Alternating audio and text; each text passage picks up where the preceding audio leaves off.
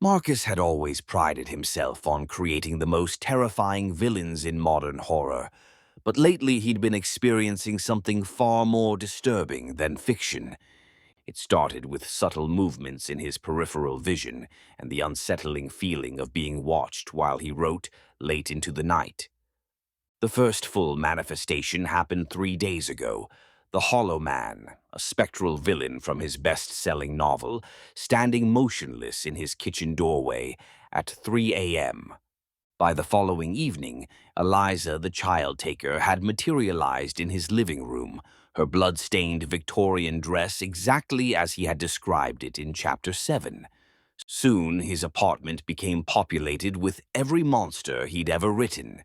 The butcher lurking in mirrors, the whisper woman hiding in his closet, and the cellar children scurrying beneath his floorboards. Marcus realized with growing horror that with each new chapter he wrote, another nightmare stepped from his imagination into his reality. In a moment of desperate clarity, he understood that his characters weren't just appearing. They were replacing his reality with the twisted logic of his horror stories.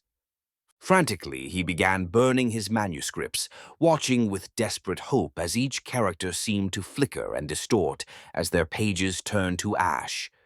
By dawn, the manifestations had disappeared, leaving Marcus alone in his devastated apartment with nothing but the smell of smoke and the absolute certainty that he would never write horror again.